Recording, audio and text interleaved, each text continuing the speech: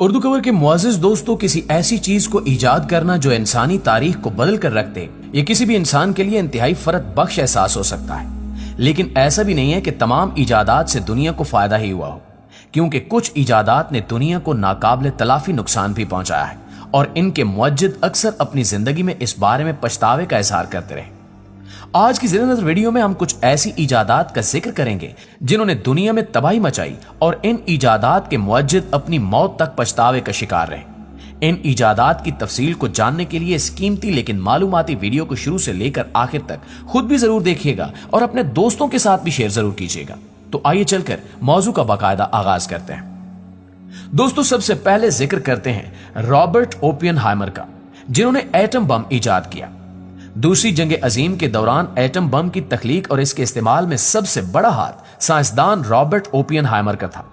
America के तबीयतदान Robert Oppenheimer इस project के डायरेक्टर थे।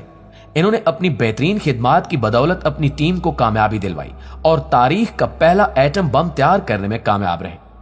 जापान के शहर हिरोशिमा और नागासाकी पर एटम बम गिराने से पहले 16 जुलाई 1945 को न्यू मैक्सिको के एक रेगिस्तान में इसका तजुर्बा किया गया और इस ऑपरेशन को ट्रिनिटी का नाम दिया गया।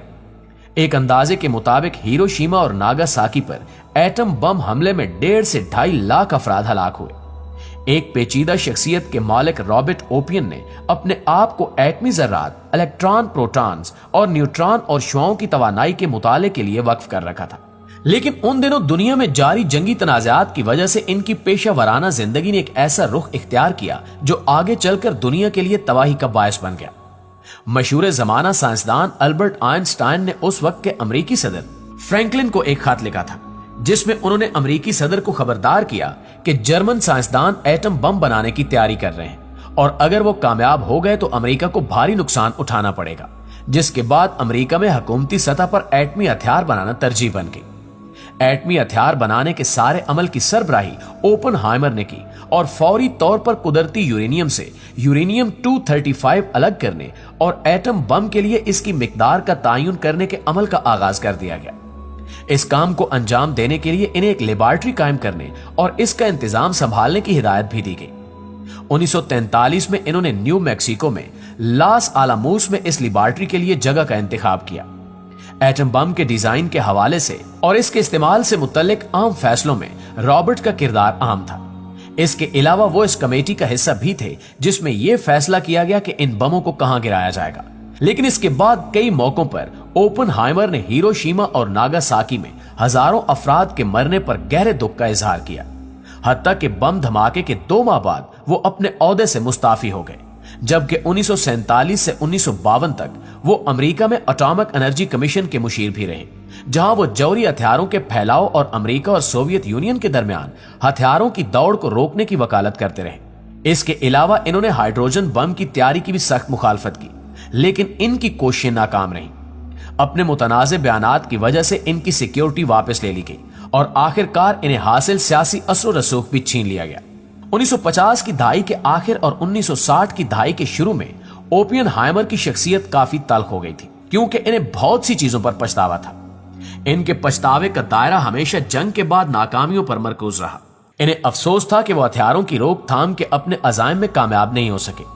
जब भी एटम बम की तबाही की बात की जाती है तो रॉबर्ट ओपेनहाइमर का नाम जरूर लिया जाता है और इन्हीं एटम बम के मुअज्जिद यानी इंसानियत की दर्दनाक मौत का सामान करने वाले इंसान के तौर पर भी याद किया जाता है। यही वजह थी कि रॉबर्ट ओपेनहाइमर अपनी जिंदगी में इस पर बहुत पछताए और इसी पछतावे के साथ 18 फरवरी सन 1967 को इस दुनिया से रुखसत हो गए। नाज़रीन, अब बात करते हैं क्लाशनकोफ के मुअज्जिद मिखाइल क्लाशनकोफ की। मिखाइल क्लाशनकोफ की खुदकार राइफल क्लाशनकोफ कुर्रे अर्ज की मशहूर तरीन राइफल है। इस राइफल को दर्जनों ममालिक की फौजें इस्तेमाल कर रही हैं। मिखाइल क्लाशनकोफ को 1938 में रेड आर्मी में शामिल किया गया। वो असले के डिजाइन में माहिर थे और इसलिए इनको रूसी टैंक रेजिमेंट में असले में बेहतरी की ड्यूटी सौंपी गई। सन 1947 में मिखाइल क्लाशनकोफ ने AK-47 नामी मशीन गन तैयार की, जिसे सोवियत यूनियन और रूस समेत दुनिया भर की कई फौजों ने इस्तेमाल किया। क्लाशनकोफ दुनिया भर में इनकलाब की अलामत भी बनी और अंगोला से लेकर वियतनाम और अल्जीरिया से लेकर अफगानिस्तान तक इसे इस्तेमाल किया गया।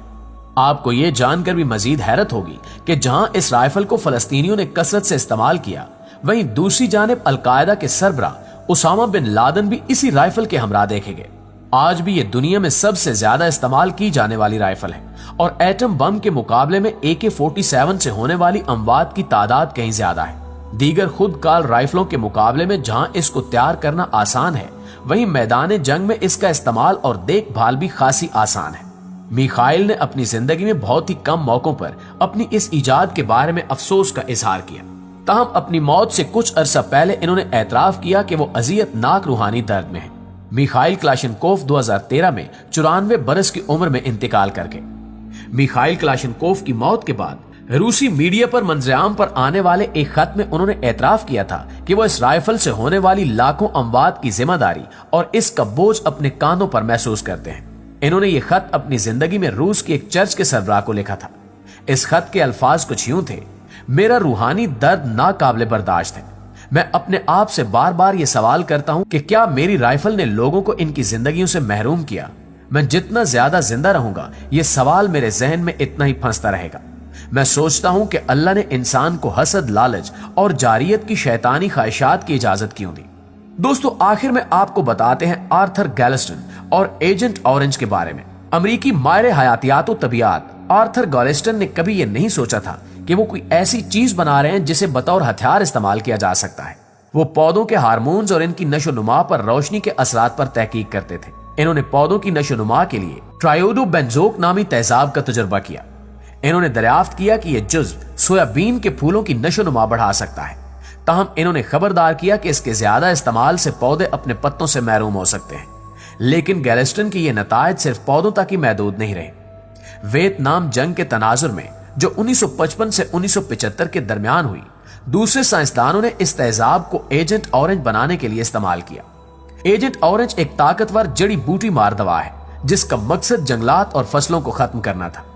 1962 سے 1970 تک امریکی فوجیوں نے فصلوں کو تباہ کرنے اور اپنے دشمنوں کی نقل و حرکت کے مقامات اور راستوں کا سراغ لگانے کے لیے تقریباً 20 ملین گیلن جڑی بوٹی مار دوا کا استعمال کیا۔ جب گیلسٹن کو اس کی خبر ہوئی تو ان پر اس کا گہرا اثر ہوا، اور انہوں نے بار بار حکام اور دنیا کو ایجنٹ اورنج کے ماحولیاتی نقصان سے آگاہ کیا۔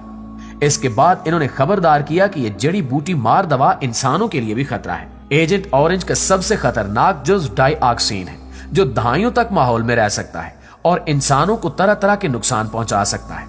ڈائی آکسین کینسر، جینز کی نشو و نما میں خرابی اور بانجھ پن کے مسائل کے علاوہ اعصابی اور مدافعتی نظام پر بھی حملہ آور ہو سکتا ہے۔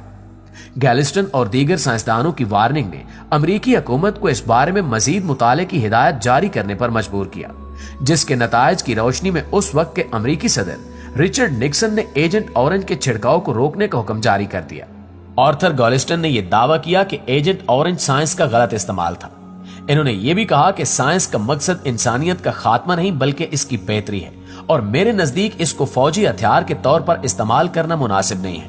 جی تو پیارے دوستو، یہ تھی ہماری آج کی ویڈیو۔ اس حوالے سے آپ دوستوں کی رائے کیا کہتی ہے کمنٹ سیکشن میں ہمارے ساتھ شیئر ضرور کیجیے گا۔